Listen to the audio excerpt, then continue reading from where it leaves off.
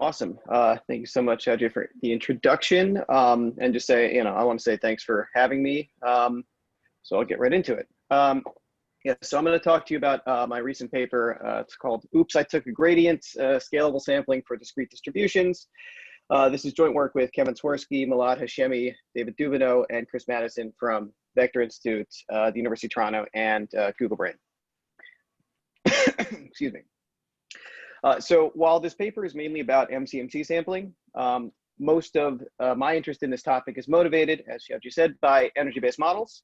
And as a brief refresher, an energy-based model is a probability model which takes the following form here. So we write the probability as the exponential of some function divided by some constant or the normalizing constant. And what we can see is that this normalizing constant can be implicitly derived from this function here, which we call the energy function. So it doesn't need to be modeled explicitly. And so this function here, which we call the energy function, can really be almost any function that maps from the data space to a single scalar value. And this is a much more flexible way to parameterize a probability distribution than other popular approaches, which has a number of very strong upsides, but also presents a lot of challenges, which we'll get into. So energy-based models have long been very popular within the natural sciences, biology, physics, chemistry. And this is mainly because of a relationship between like physical thermodynamic energy and the energy that comes from our energy function. And so these models have been long used to model molecular interactions, protein folding. So they've been very popular in that space for a while now. But energy-based models have also been very important to the foundations of deep learning and also to generative models. For example, restricted Boltzmann machines were one of the earliest successful generative models, and they are themselves energy-based probability models. And these models were also very important for inspiring a lot of the neural network architectures that we still use today. And while they were very important to the foundations of generative modeling, EBMs kind of went out of favor in the 2000s and were sort of replaced by approaches that scaled much better to high dimensional data, things like variational auto-encoders, normalizing flows, and GANs. But recently, they've kind of come back into the picture, and they kind of come back with a vengeance. And very quickly, they've been repopularized and grew from relative obscurity to one of the strongest and most promising approaches for generative models. And just here's some samples from some EBMs from some recent work on high resolution faces and some modeling point clouds, 3D data. They've also been used for modeling audio. So they're pretty widely used nowadays. And so we might ask, what explains this rapid comeback? And I'll get into it a bit more later, but I would kind of attribute it to a couple things, mainly the use of deep neural networks to parameterize our energy functions, the use of gradient-based MCMC techniques to sample and train, and score matching has also been a very useful technique for training these models. So in this work, I'm going to focus on those first 2 points, but at the end, I will tie it back a little bit to how what I'm working on relates to score matching as well. So to understand why MCMC is very important for this, we need to think about how we train energy-based models. And like most work on probabilistic modeling, we would like to train to maximize likelihood. So writing out the likelihood or the log likelihood of an energy-based model, it has this form here, which is the negative energy minus the log normalizer. And the log normalizer has this form here. And the bad news is that this is intractable to compute in general and very, very challenging to approximate to the point where we really just won't even try that. The nice thing, though, is that if we take the gradient of this likelihood with respect to the model parameters, this actually has a form that's a little bit easier to work with. And so that gradient is the gradient of the energy function evaluated at the data minus the gradient of the energy function, or the expectation of this, over samples from our model. And so What that means is that if we can estimate this gradient, then we can use the gradient estimates for gradient-based optimization as a way to infer the parameters of our model to maximize likelihood. And so if we can draw samples from our energy-based model, then we can come up with an unbiased estimator for this gradient, which we can use for training. And we typically use MCMC techniques to draw these samples. And so in the past, when we're working with energy-based models, you know, thinking about the relationship between. What was that? All right, sorry, I think someone. Yeah, that's okay. But yeah, so in the past, you know, we're thinking about the relationship between MCMC and training. And so what was typically done was we will design our energy functions to make them easy to sample from. So a great example of this would be the restricted Boltzmann machine. And so this is an energy-based model. And what we notice is that while the joint distribution over the visible and hidden variables is unnormalized and challenging to sample from, the conditional distributions in each direction are just factorized Bernoulli distributions. So this structure that we've imposed into our model allows us to come up with a very efficient block-Gibbs sampler, which we can use to draw samples from our model very quickly and easily. And this, you know, this approach was used and extended to deep belief networks, and was quite successful for some time. And the consequences of this are that most of the work was focused on models with discrete data and discrete latent variables, because it's easier to come up with sort of structured energy functions that are easy to sample from when everything is discrete. But this also means that we are restricting the architectures of our energy functions because we want to make them easy to sample from. So what's sort of changed between the past and today is that nowadays we are using models where the energy function is sort of designed to be just as flexible as possible. So we've gone away from restricted architectures to just making the energy function a deep neural network, you know, a big ResNet, a big ConvNet. And this is great because now the sort of class of distributions we can model has expanded greatly, but now there's no structure in our energy function that we can exploit for efficient sampling. But since neural networks are fully differentiable even into their inputs, we can use gradient-based MCMC techniques if the data we're working with is continuous. And so what's happened is we've shifted from discrete data, discrete latents, to continuous data, continuous latents, flexible neural networks, and gradient-based sampling, like Langevin Dynamics, which I've written the sort of a update for here, which is kind of the most commonly used sampler. And sort of the consequences of this are that our energy functions now need to be differentiable, and our data needs to be continuous. And so, you know, these changes have really, you know, escalated the performance of these methods very quickly, and EBMs now provide strong, you know, solutions for things like semi-supervised learning, building adversarially robust classifiers, image generation, out of distribution detection. Many other tasks have been successfully, you know, tackled with energy-based models. And, you know, we'd love to apply these to as many and as broad of a set of problems as possible. But because of these changes I just mentioned, if we're dealing with discrete data, we kind of hit a wall, because there's really nothing that we can obviously do to apply all of these new advancements when we're working with discrete data, because gradient-based MCMC is not really a thing on discrete data. And so yeah, there's a couple things we could do that are sort of simple, like using dequantization techniques to make our discrete data continuous. And you know, I've tried a bunch of these with limited success. And so, you know, this work was mainly inspired by my desire to figure out how we can move forward to work with discrete data with deep energy-based models. And so that's going to be the focus of this work.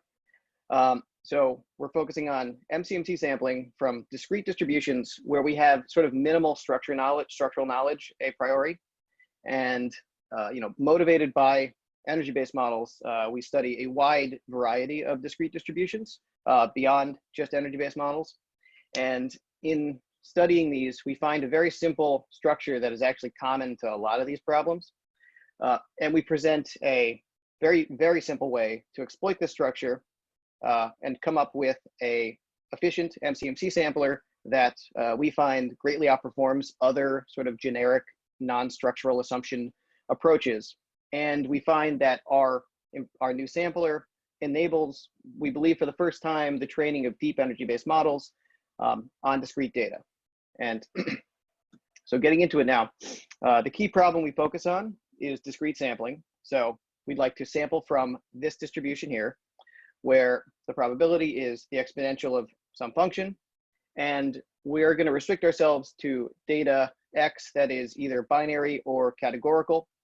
And we do this because any sort of finite dimensional discrete distribution could be embedded in this way. So it's a reasonable simplifying assumption to make. And so perhaps the most general and simple approach to discrete sampling is Gibbs sampling.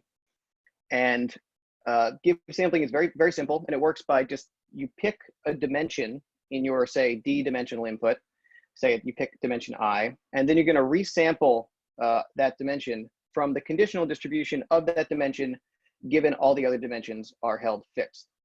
And so assuming, say this is a k dimensional categorical variable, you can compute this distribution for any discrete, for any big discrete distribution by just evaluating the unnormalized likelihood function by placing in every single possible value for that, and then just basically adding up those probabilities and normalizing, and then you can then sample from this conditional. So you can apply this to basically any discrete distribution.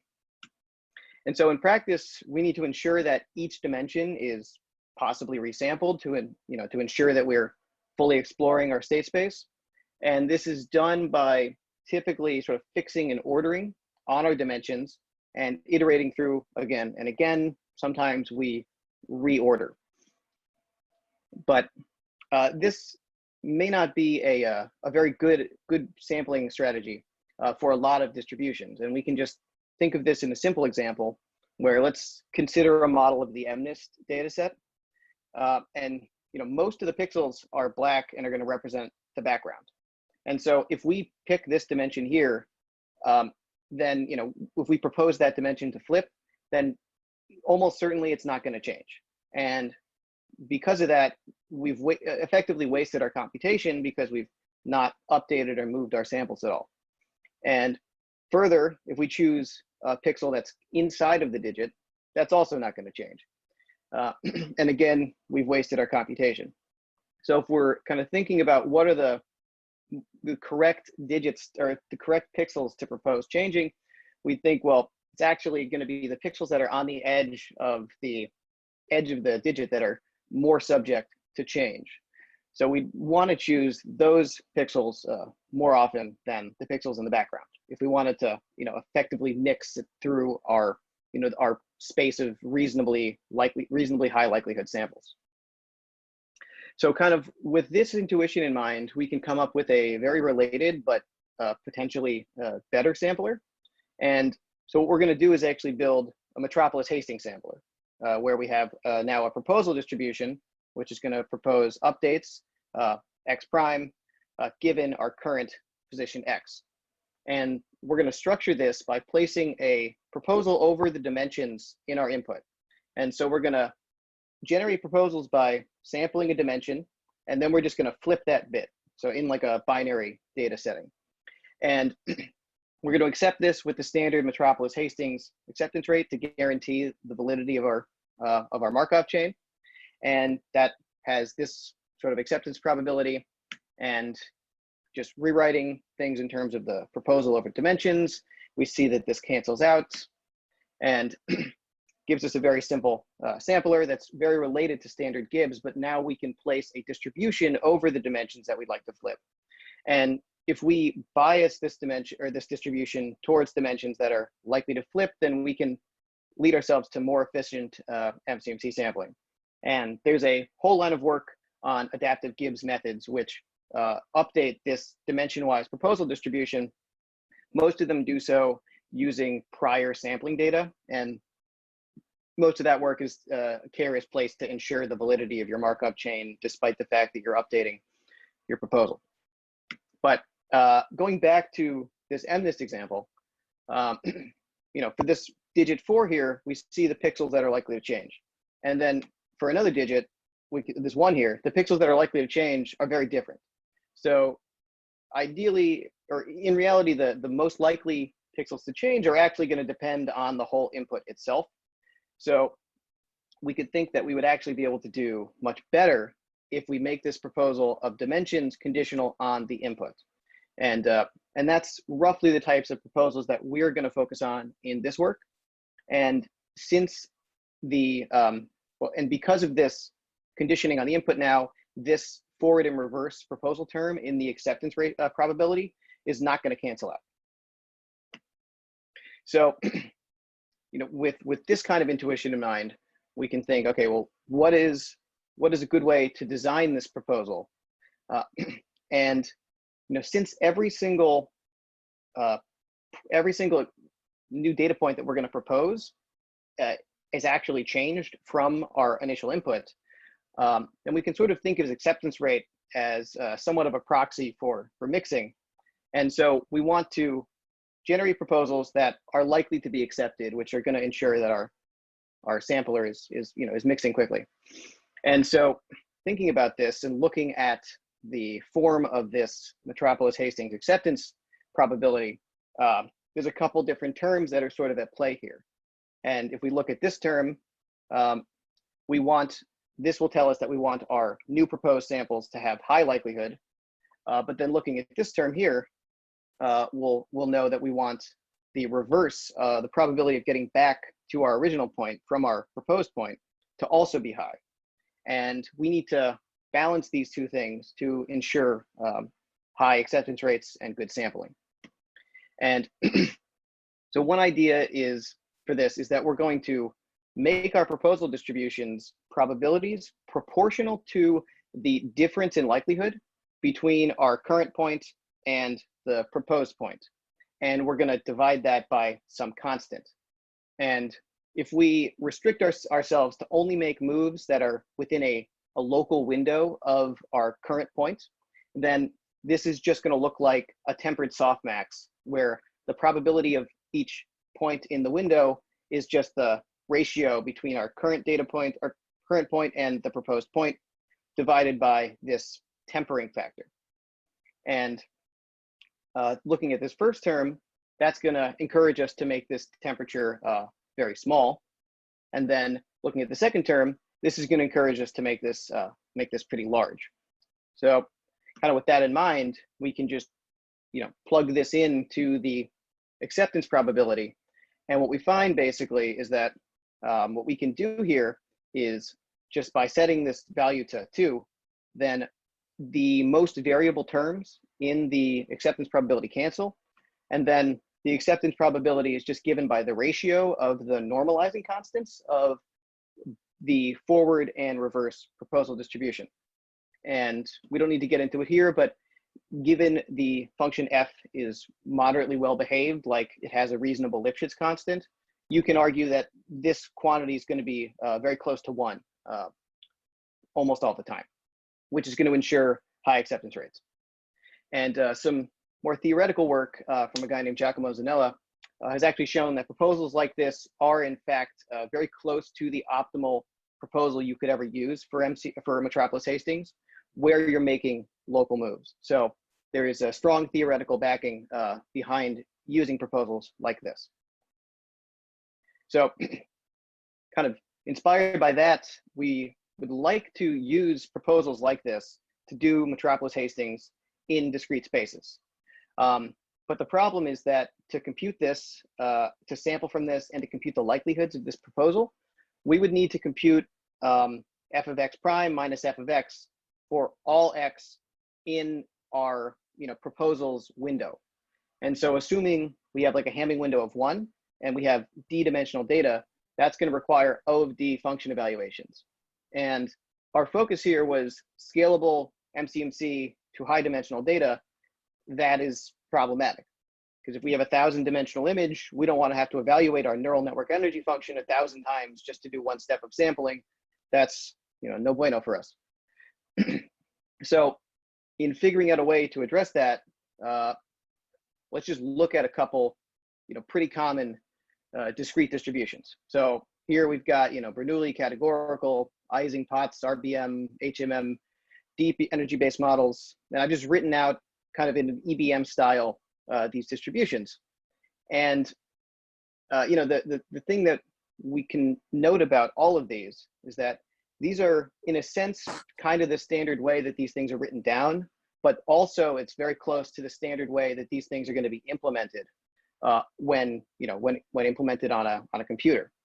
And the thing that's common between all of these is that these are all continuous differentiable functions that accept real valued inputs. And these are all discrete distributions though, and that discrete structure is created when we restrict the input to a discrete set. So if we look at the likelihood function here for the Ising model, for example, this, you know, this sort of double product form, this is the unnormalized distribution for a Gaussian, basically. But it becomes an Ising model when we restrict its domain to be, you know, -1 and 1. And same thing for all of these different distributions. And so, you know, if we notice that this sort of differentiable structure is actually quite common to many important discrete distributions, we can take advantage of this. And instead of reevaluating our energy function to compute all possible likelihood within a local window, we can actually come up with a reasonably accurate approximation just by using a Taylor series. And if we are further restricting ourselves to only making local moves that change one dimension, for binary and categorical data, we can very efficiently, in a vectorized parallel manner, estimate the likelihood ratios of flipping every single bit in your input. And we can do this just using one function evaluation and one gradient call. So it's roughly, you know, the cost of making 2 function evaluations. And there's a similar vectorized form for this for categorical data as well, where each index in this function is telling us what is the likelihood ratio of flipping this dimension from its current value to this value. And that is, you know, the basically the entirety of this approach. So kind of summarizing from the beginning, we are proposing a sampler for discrete distributions. It is a Metropolis-Hastings sampler, which uses a proposal distribution, Q of x prime given x. Our proposal distribution approximates this proposal, which is the sort of local weighted, you know, balanced temperate proposal, which we know to be near optimal for Metropolis-Hastings. We approximate it using a Taylor series, so we can compute every you know, likelihood value within our window in O of 1 function evaluations. And sort of because of its relationship initially to adaptive Gibbs and our use of the Taylor series approximation, we've decided to call this sampler Gibbs of gradients. And just a, you know, here's it kind of written in pseudocode. And as I said earlier, it's very simple to implement. I think my implementation in PyTorch right now is 8 lines. And this should work out of the box really on any of the discrete PyTorch distributions, because they're all implemented in this way. Poisson distributions, categoricals, Bernoulli distributions. And so as you can see, it's quite simple in code. And just sort of visually to kind of inspect what's happening at a high level. We have our target distribution here, which is a discrete distribution, you know, defined on a discrete set of points. But in reality, this is defined by an underlying continuous distribution, which we have found to be very common amongst many types of discrete distributions. So we're going to push ourselves basically down to this continuous function, use the Taylor series to approximate the likelihood at nearby points, and then we're going to use those approximations, push them back up into our discrete space to parameterize a proposal distribution over moves in that initial discrete space, which is important. And then we're going to perform a sample from this and do a Metropolis step, and that is the sampler. And just sort of looking at this visually, here we have sort of a video of us sampling from an Ising model of this. And so I think pink means, 1, black means -1. And you can see all the green pixels basically are the sort of highlighted based on their likelihood of being sampled under the proposal.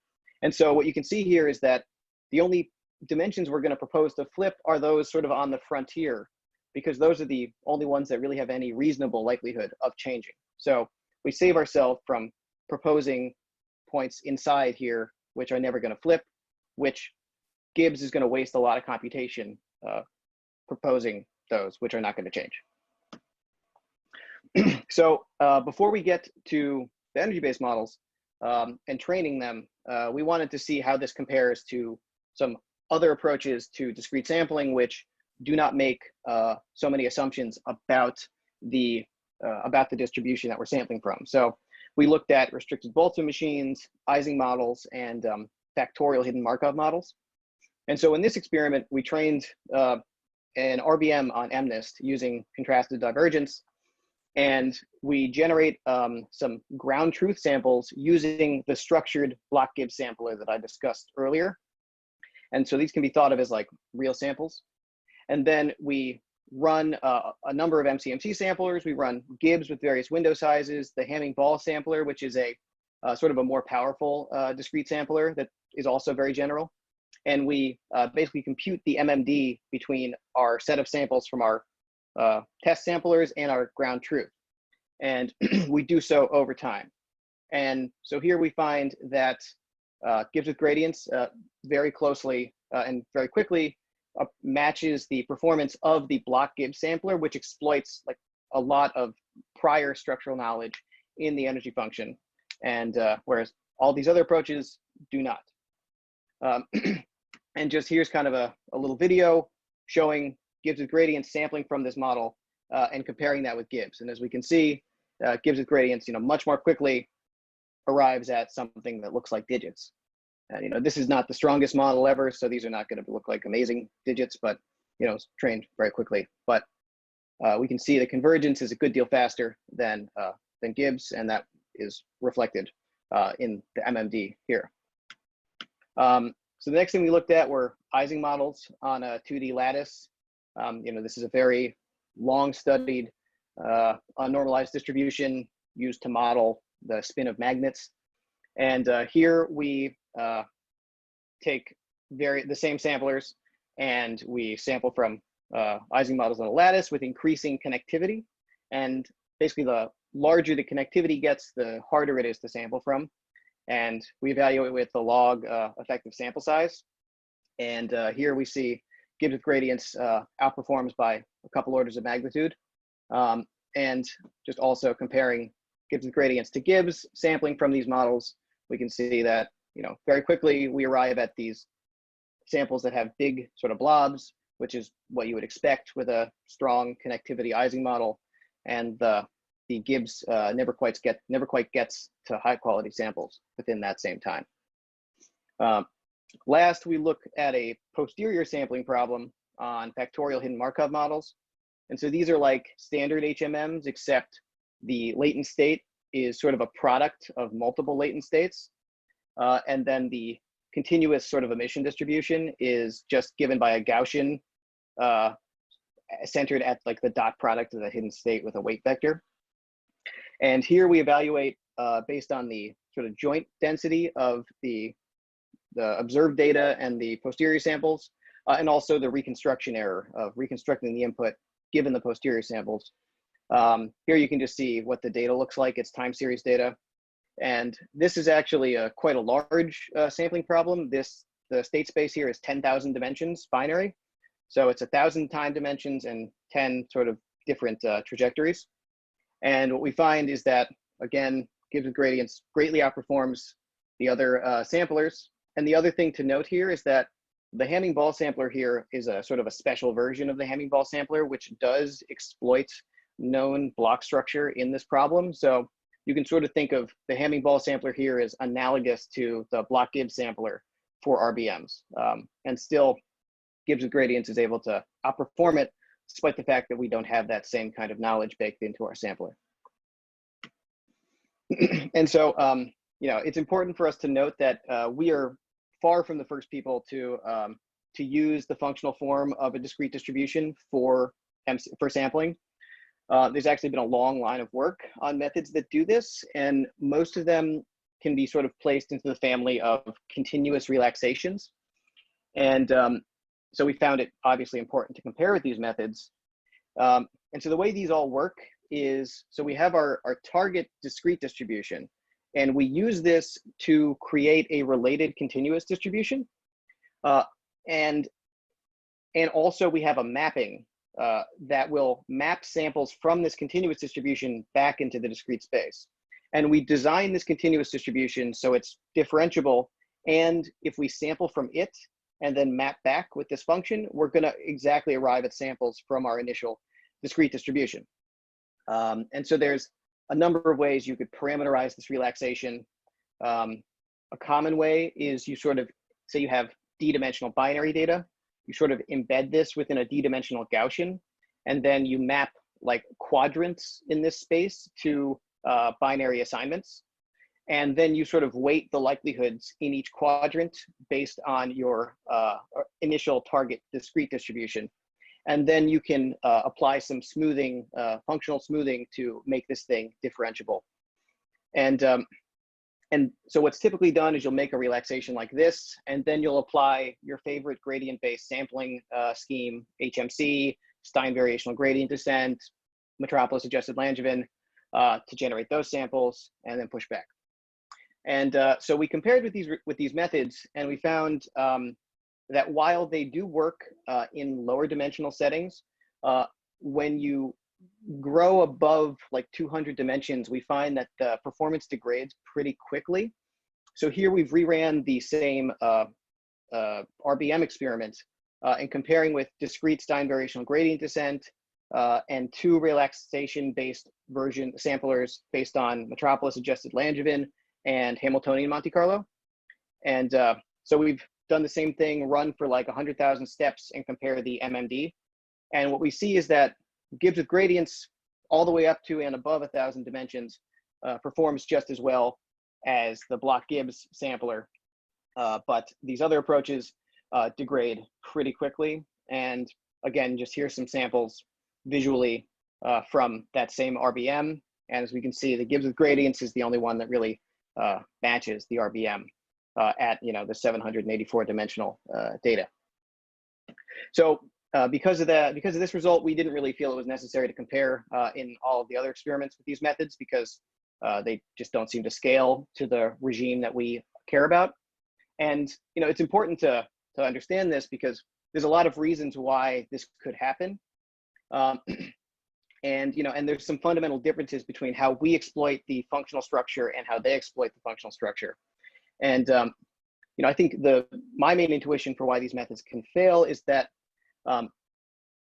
yes, technically you are now mapping into a setting where you can use gradient-based sampling, but these relaxations can be arbitrarily difficult to sample from. They can be incredibly multimodal, which is notoriously bad for things like HMC. Even though they're technically continuous, they can sort of be approximately discontinuous, meaning that sampling convergence is going to be very bad. And also, I think the important one is just that sort of metrics of mixing and HMC or an MCMC convergence in the continuous space really are meaningless in the discrete space because there's going to be a region with a certain volume that will map to the exact same value in discrete space. And so no matter how well you're mixing around that one location, if you don't go into the other locations, you're not gonna mix in your discrete space. And also beyond this, these approaches tend to have a very large amount of hyperparameters because there's in an infinity of ways you can relax one of these discrete distributions. And you can, you have to choose the scale of the base distributions, various temperature parameters on your smoothing functions, as well as the length scale, step size of your your gradient-based samplers. And conversely, gives with gradients has no hyperparameters. And I think the fundamental difference is that we are doing sampling directly in the original discrete space, and we're respecting that space, and we're only proposing moves that actually change in that space, whereas these other samplers can sample on for infinity without changing anything. So I think there is a fundamental difference that I would very much like to see explored further. So now we get to what I think are some of the more interesting experiments, are using this sampler to train energy-based models. And so we recall from the beginning that we can train an energy-based model by approximating this gradient, and we use MCMC to sample from our model to approximate this term here, although I realize that this equation is wrong. Those should be gradients. And so, when you're using a poor MCMC sampler, that's going to lead to this term giving you a biased estimate, which is going to lead to biased gradient estimates, which is going to lead to subpar parameter inference. So improvements to MCMC can directly lead to improvements in parameter inference. So we first looked at sort of two traditional energy-based models, the Ising model on various graph structures, and the POTS model, which we train on real protein data. And so in our Ising model experiments, so we see here, this is the form of the model. And this W here is usually the adjacency matrix of a graph structure that tells you which variables are correlated with which other variables. So we generated Ising models with two types of graphs, a cyclic 2D lattice and also just a random Erdos-Renyi graph. And we compared training our models using Gibbs with gradients and Gibbs sampling. And so what we did was we initialized the model. We ran a very long Gibbs chain of like 10 million steps. It took like a long time, and generated a fixed data set. And then we sort of initialized a new model with random weights and then train it to maximize likelihood on this data. And we evaluate by comparing the RMSE between our learned parameter and our true parameter that was used to generate the weights. And so probably the most compelling graphs are these two here. So we see for the lattice Ising model, we compare the performance with the number of sampling steps we use at training. That's the number of MCMC steps we use between every single gradient update. And what we find is that Gibbs with gradients using 5 sampling steps gives us better results than standard Gibbs when we use 100. And the same thing holds here for the Erdos-Renyi graphs. So what we found is that we can speed up training by a factor of 20 and also improve the performance of the final model that we learned. So probably a more interesting and less toy application is training energy-based models on, or training POTS models on protein data. And so just a background on this, so proteins are represented as a sequence of amino acids, and there's 20 possible amino acids. So it's basically a categorical, a d-dimensional categorical distribution where d is the length of the protein. And in biology, so the same protein will exist in many different organisms, and it'll have the same structure, but it'll often have a different amino acid sequence. And we can use these changes in the amino acid sequence to sort of infer how the protein will fold in 3D. And this is because when amino acids mutate, the protein will only be will only fold properly if the touching points will mutate together. So basically the pairwise correlations in the evolutionary sequence can tell us which proteins contact, and then we can use that to infer the 3D structure. And so a POTS model is useful for this because, as we see here, the POTS model's likelihood is the sum of these pairwise interaction terms. And so if we train a POTS model on this evolutionary data, we can inspect the strength of these interactions. And if that's high, it's actually been very well validated that that is a great way to predict whether or not proteins contact. And this is a sort of a very fundamental thing that's used a lot in computational biology. And so since the POTS model is unnormalized, traditionally people use pseudo likelihood, but recent work has actually shown that you can do much better at contact prediction if you use MCMC-based maximum likelihood training. Unfortunately, though, since there's no good discrete samplers available, they are limited to studying very small proteins of like 50 amino acids. But these proteins can get up to like 1,000. So that was kind of unfeasible beforehand. So we wanted to see, can we scale these results up to much larger proteins using our more efficient MCMC sampler? And so here's just kind of a little example. I've taken a large protein. This one is 550 amino acids.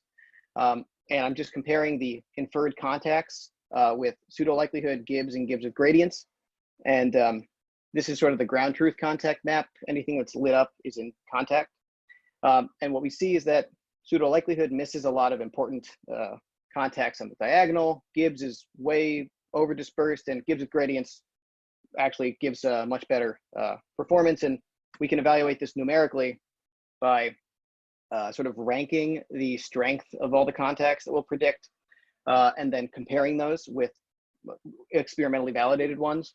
And what we see here on sort of two proteins, a medium-sized one and a very large one, is that on the medium-sized one, both Gibbs and Gibbs with gradients outperform pseudo likelihood, but on the large one, Gibbs no longer works, and Gibbs with gradients outperforms pseudo likelihood. So we think this is a pretty interesting application. And now I guess to get to sort of the initial target of this whole research was to see if we could make deep energy-based models parameterized by very flexible and unconstrained neural networks work for discrete data.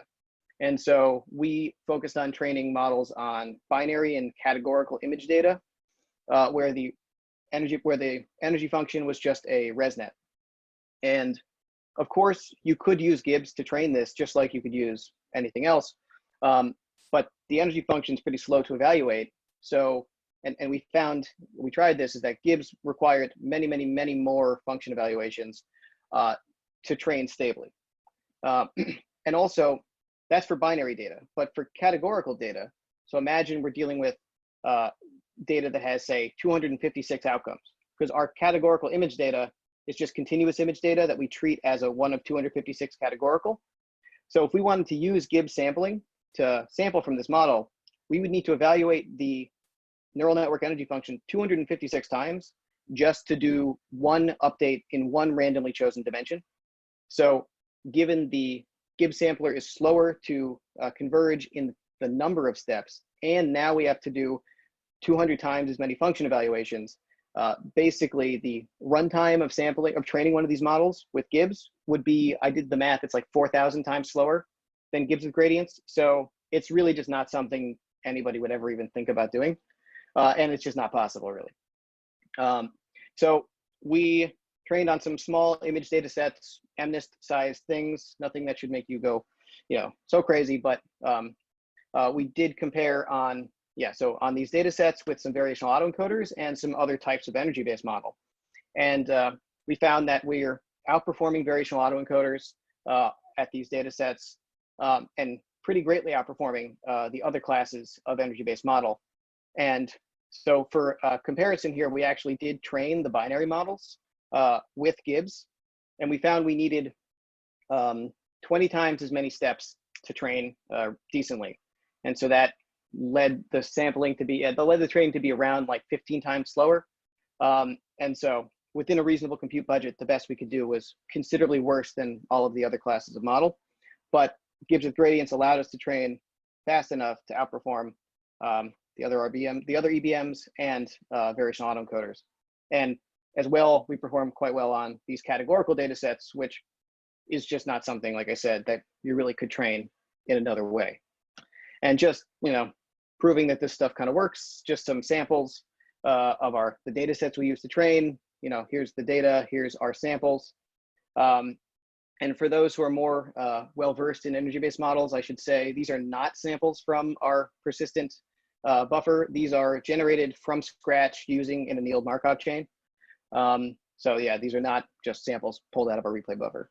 And just, more samples from the models on MNIST and Omniglot and the Caltech silhouettes data set, Frey faces, and this histopathology data set of slides from I don't actually know what they are, but they're something from medicine.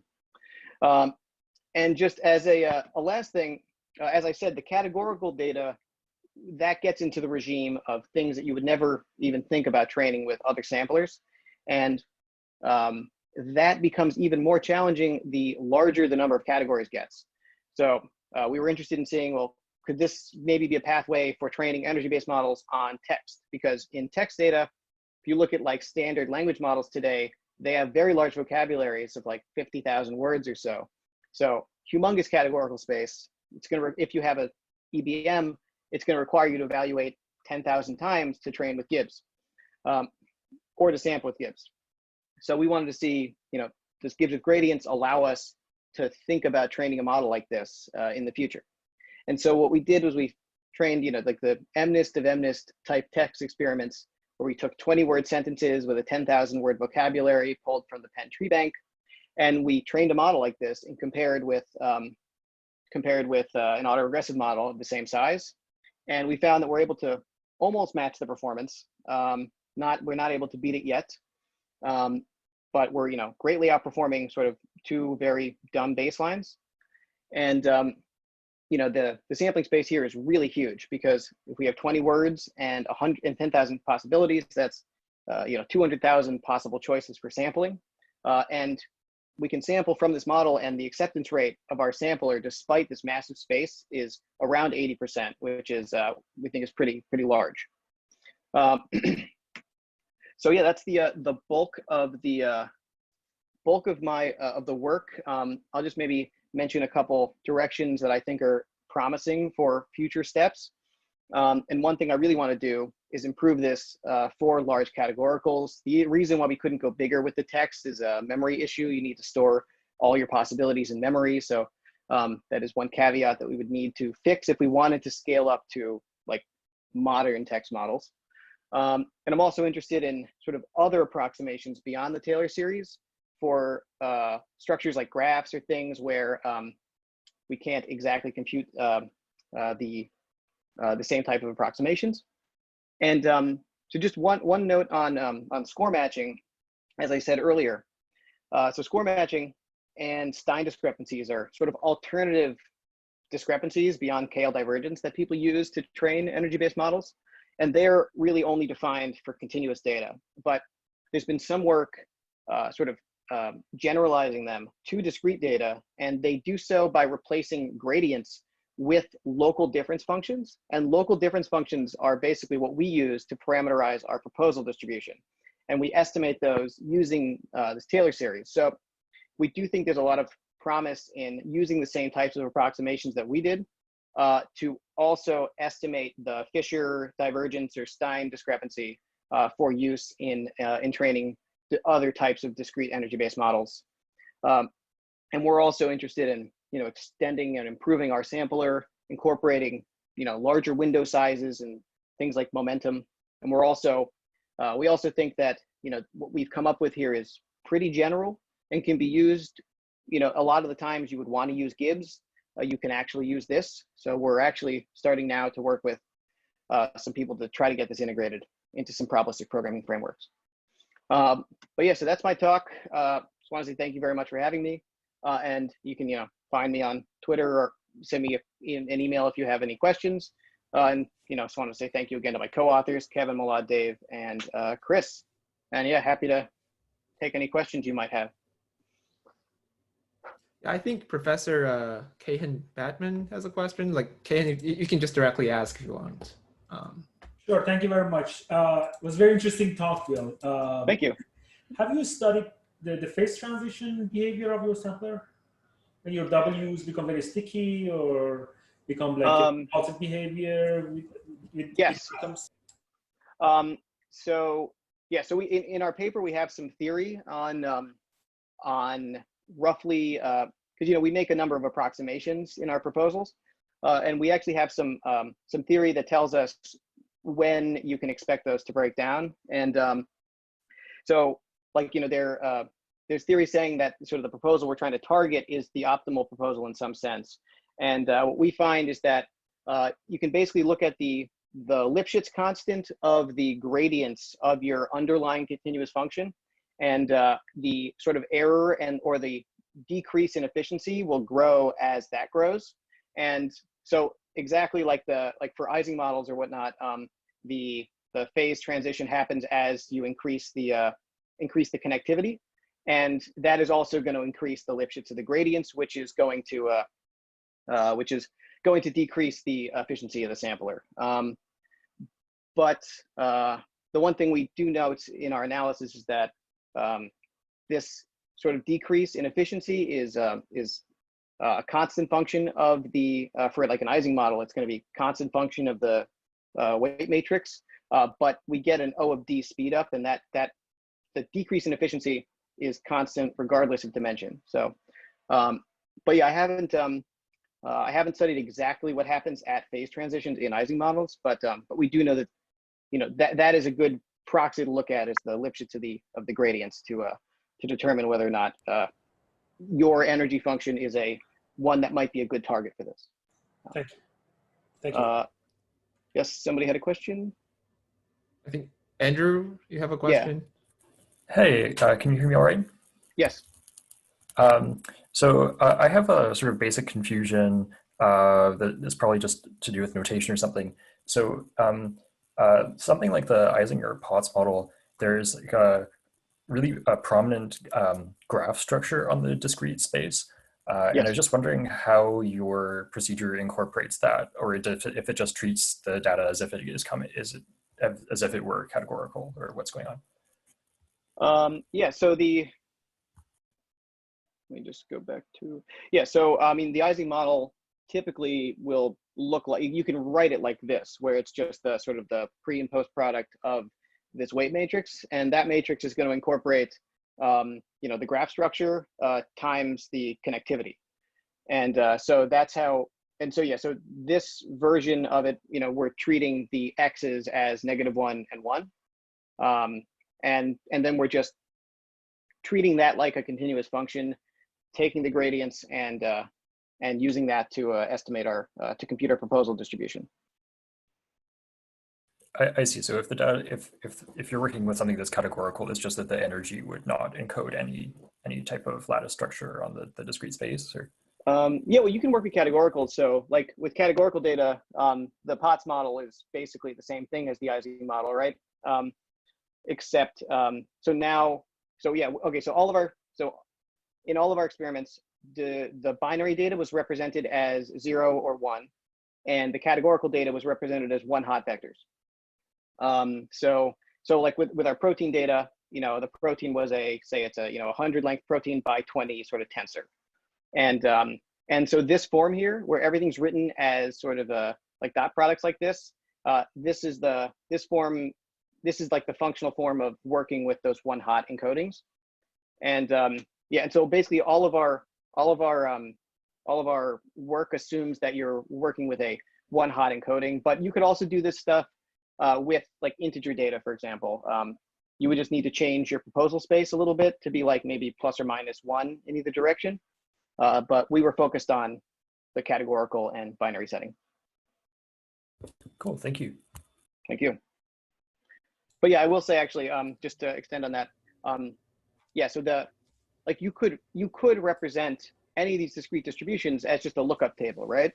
Of like, here's a parameter configuration, here's a likelihood value. And like, that is one way you could represent this categorical data, and that is, you know, useless to this sampler. And what we noticed is that it's oftentimes more convenient to write these things in their functional form like this.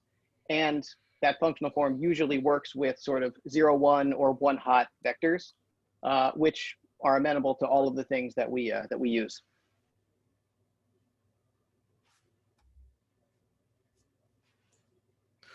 I actually also have a question. So I think I'm still not fully convinced why it would make sense to have something like a local difference, or the concept of proposal distribution on, like, let's say textural data, right? Like it would probably make sense on, let's say, nearby pixels on an image, but on textual data where, you know, like for instance, for instance, right, like it doesn't make sense to do bilinear interpolation on textual data because you can have completely unrelated word embeddings next to each other. So I think my question is like in text, why does this method work? Yeah. Well, I mean, so I think it works because, like, fundamentally, to like the function that we're using to parameterize our text models are continuous functions, and those, and and also neural networks have like very well studied like regularity properties. They're relatively well, have decently behaved Lipschitz constants and things like that, and so the thing we've noticed is just that like these types of finite difference or gradient-based approximations to these local difference functions are pretty accurate on these types of things. I haven't tried using this on like a transformer or like a more state-of-the-art language model, but I actually have seen there was a paper on residual energy-based models for text, and they actually came up with, they have like deep in their appendix, they have some notes on adversarial examples for text, and they generated them using basically the same type of gradient-based approximations that we did, where you sort of compute a gradient sort of sensitivity map, and then you just like attack that word with the most, with the new word that's going to most confuse the classifier, and that worked very well for them for generating adversarial examples. Does this imply then that fundamentally, like, I don't know, like that textual data are organized also in a somewhat continuous fashion, like image pixels? Well, I mean, so I mean, commonly, again, I'm not an expert in text modeling, but I'm pretty sure that most text models, they have the first stage is they convert their one hot into an embedding, and then that embedding is fed in. And so actually in my categorical experiments here, so what I did with the 256 dimensional pixel vector is I learned a linear embedding into a low dimensional, like a 8-dimensional space. And then that's fed into the neural network. And similarly for the text results, I project the one hot down to a like 128 dimensional embedding. And I think there's, people study, like if you train a model as like a language model, like a autoregressive model, people have studied the types of relationships that those vectors learn, and they do end up being quite related and local. I think you'd have to ask more of an expert on speech, but I do believe that there is semantic structure encoded in those. Okay. Yeah, I think the other question is, so you've been, as you mentioned, you've been just like experimenting with the 256 dimensional generation, right? But let's say today, if we have something like a colored image, like with three channels, right? Mm-hmm. And each channel can take up to 256 values. I think that is a much larger space than even the textual data, where you have, let's say, 10,000 embeddings. So some of the previous models that handled this, let's say pixel CNN, was that they basically factorized the distribution by first get the R channel and then the G channel given R, B given R and G. But in this case, do you think, like, what would you think is the best way to have to generate 3-channel RGB color images? Yes. So I will say, so what I did here with these, like this image, was I represented it as a one hot vector of, one of 256 values. That I'm fully aware is probably not the best way to do this. That was more of a, just to kind of see if I could do it, because it seemed like the most challenging way to do it. And like, adding autoregressive structure like that is a great way to make a model, more efficient to sample from, but you also are now placing more prior assumptions on that model. So like, what's common now with like more decoder based models for discrete data like images is they'll do like a factorize, or they'll do like a logistic distribution, and they'll take the CDF of that in between the range of pixel values that they predict. And I think something like that could be incorporated into these models, but I think the main point the main thing that I find interesting about energy-based models is that you don't have to do that. And really, if you wanted to make RGB images here, that would just triple the dimensionality. And I don't think that would be a huge problem at this point. I think I could have trained those models. They might not beat state-of-the-art pixel CNN model or something like that, but I think there has been a good deal of work recently on sort of combining the benefits of energy-based models into some of the easier to work with models, like something like a variational autoencoder, for example. You could sort of think about handling the output emission distribution with exactly the type of sort of pixel distribution that you proposed, but you could have an energy-based model do all of the complicated stuff. So you could have that, output that could be a very big, powerful distribution that outputs, some sort of continuous pixel embedding, and then you could have a generator model like that. And there's actually been some work on those types of models from Neon Wu's group at UCLA. They've done a couple of cool papers on stuff like that. But yeah, so I'm definitely not saying that this is the approach we should take to model color high resolution continuous image data. I was honestly more interested in things like text or like the protein data, where we have a specific model that people like, which is the POTS model. They like it because of its structure, but the data is also continuous. And the researchers in that community, they want to train the POTS model because that's the model they know how to work with. And so, you could propose a new model using a VAE or something like that, which has been done, but that's seen very little impact in that community because the researchers in that community, they like the POTS model, they know the POTS model. So it's kind of those applications that I was more interested in. Sounds good. Thank you. Any other questions or comments? I think we went a little bit over time, so. No. Cool. Yeah, if anyone has any more questions, feel free to reach out via email. I'll just put it up on the screen one more time. Happy to respond, or I'm getting the code ready to put out, but this algorithm is so stupidly simple that you shouldn't need my code. It's literally 8 lines, but I'll put it out soon. But yeah, thank you very much. All right, let's cool. Thank Will again for this amazing talk. I found it very interesting. Thank you. Cool. So just as a reminder for everyone else, we're meeting again at the same time next week. And we're going to have Vaishnav Nagarajan from CMU just talking about some of his recent work about failure modes of out-of-distribution generalization. So, well, thank everyone, and especially Will for attending the seminar today. Thank you very much. Thank you. All right.